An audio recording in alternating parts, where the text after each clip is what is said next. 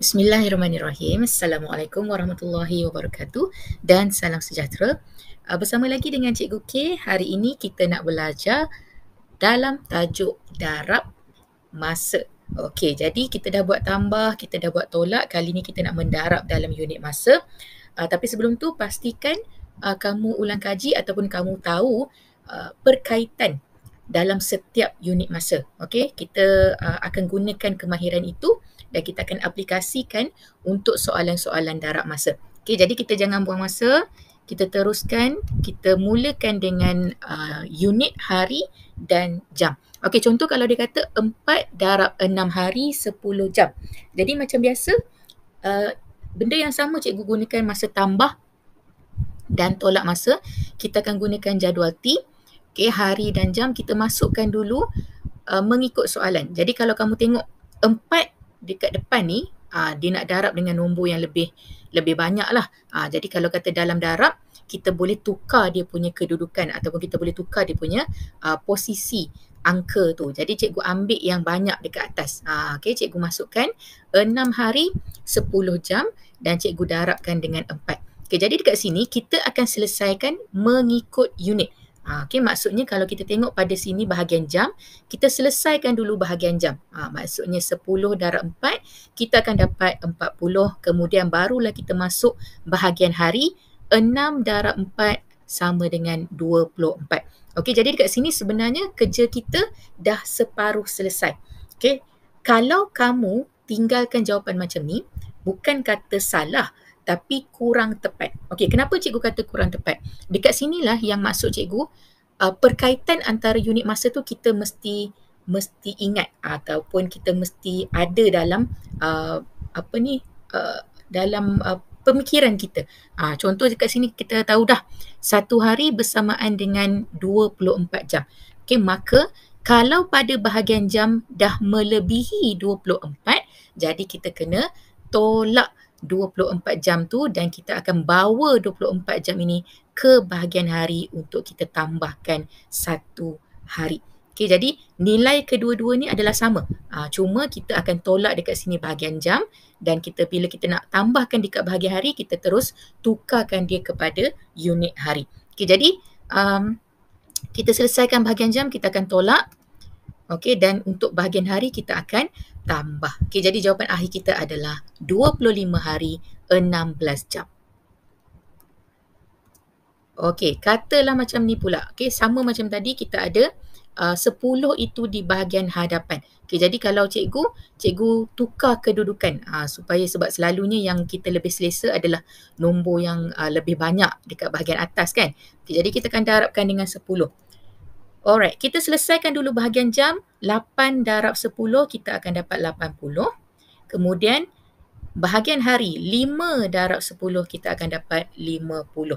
Okay, jadi sama situasi seperti soalan tadi. Untuk bahagian jam, okay, maksimum kita cuma boleh ada 24 sahaja. Okay, sebab satu hari ada 24 jam. Okay, jadi bila dia dah melebihi 24 jam, kita kena tukarkan lebihan itu kepada hari. Tapi dekat sini kalau kamu tengok nombor dia agak besar. Jadi kita boleh terus tolak mengikut bilangan hari yang cukup. Okay, contoh satu hari 24 jam. Okay, 2 hari 48 jam. Okay, cukup lagi. Jadi sampailah kita ambil hari yang cukup. Okay, jadi bila 48 jam masih ada lagi lebihan, kita boleh ambil lagi satu hari iaitu 72 jam. Kalau kita tambah lagi satu hari dah lebih pula kan. Jadi kita ambil terus 3 hari bersamaan dengan 72 jam. So kita tolak 72 pada bahagian jam. Okay, nilai dia adalah 3 hari, kita tambahkan di bahagian hari. Okay, ataupun cara yang lebih mudah, kalau kamu mungkin tak selesa dengan cara ni, kamu boleh tolak sikit-sikit. Maksudnya 80 tadi kan, tolak dulu 24, tambah 1. Okay, cari jawapan. Okay, kalau ada lebih lagi, tolak lagi 24, tambah lagi 1, cari lagi jawapan. Ada lebih lagi, tolak lagi, kemudian tambah dekat bahagian hari. Boleh juga. Maknanya kamu kena tolak 3 kali lah. Sebabnya 80 hari ni cukup untuk kita ambil sebanyak 3 hari. Okay, tapi kalau macam cikgu cakap tadi, kalau benda itu dah memang ada dalam kemahiran kita, kita dah tahu dah 1 hari 24 jam, 2 hari 48, jam, 3 hari 72 jam, kita boleh terus sahaja tolak. Okay, jadi kat sini kita tolak dulu bahagian jam, kemudian kita tambahkan bahagian hari. Jadi jawapan akhir kita adalah 53 hari 8 jam. Okey, kali ni kita cuba buat unit minggu dan hari. Jadi kita ingat dulu perkaitannya adalah 1 minggu bersamaan dengan 7 hari. Okey, jadi walaupun dekat sini ada 2 digit, okey, darab 2 digit, bendanya sama sahaja. Okey, kita akan selesaikan mengikut unit. Okey, jadi contoh dekat hari ni 1 darab 13, tak ada masalah, kita ada 13.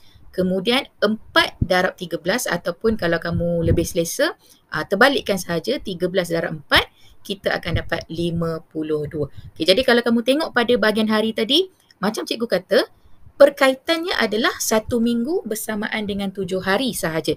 Okay, jadi apabila pada bahagian hari dah lebih daripada 7, kita kena ubahkan 7 hari itu kepada 1 minggu.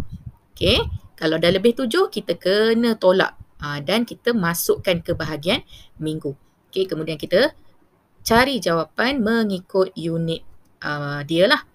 Okay, jadi jawapan kita adalah 53 minggu 6 hari. Okay, masih lagi dalam hari dan minggu, kita masukkan dulu mengikut unit dia. Alright, kita selesaikan dulu bahagian hari, kita ada 18 dan minggu pun kita ada 18. Okey, jadi dekat sini kita boleh tolak untuk hari ni lah. Okey, jadi kita boleh tolak berapa kali ni? Okey, 1 minggu kita ada 7 hari, cikgu rasa ada lebihan, kita boleh tolak 14 hari yang bersamaan dengan 2 minggu. Okey, jadi kalau cukup untuk ditolak, kita tolak. Maksudnya macam sama macam tadi juga, kalau kamu tak selesa, kita boleh tolak sikit-sikit. Maksudnya 18 ni, tolak dulu 7. Okay, tambah dulu 1 minggu. Kemudian cari jawapan, kalau boleh lagi tolak 7, tolak kali kedua. Okay, tambah lagi 1 minggu. Okay, pun boleh juga. Okay, tapi kalau macam cikgu cakap, kalau kita dah faham bahawa 1 minggu itu 7 hari, 2 minggu kita akan dapat 14 hari, kita boleh terus sahaja ambil 2 minggu. Okay, kemudian kita carilah. Okay, bahagian hari kita tolak, bahagian minggu kita tambah. Baik, jadi jawapan akhir kita adalah 20 minggu 4 hari. Okey, kali ini kita cuba buat tahun dan bulan. Jadi kita ingat dulu perkaitannya 1 tahun bersamaan dengan 12 bulan. Okey, jadi kita ingat dulu perkaitan dia, barulah senang untuk kita buat latihan. Okey, kita masukkan mengikut soalan. Okay, dan kita selesaikan mengikut unit. Alright, 4 darab 8, 32. 3 darab 8, 24. Okay, jadi dekat sini kita tengok berapa kali ataupun berapa banyak yang kita boleh tolak di bahagian bulan untuk kita masukkan dekat bahagian tahun. Okay, jadi kita ada 1 tahun 12 bulan, 2 tahun 24 bulan. Okay, jadi cukup untuk kita tolak sebanyak 2 tahun. Alright, so kita ambil 24, kita tambahkan 2 tahun. Dan jawapan akhir kita adalah 26 tahun 8 bulan. Okey. Baik, kali ini kita cuba buat dekad dan tahun. Okey, jadi dalam satu dekad kita ada 10 tahun. Okey, kita dah tahu perkaitan itu, barulah kita mudah untuk nak selesaikan. Alright, kita ikut unit. Okey, kita ikut unit dia. Tahun dulu 7 darab 11 kita ada 77.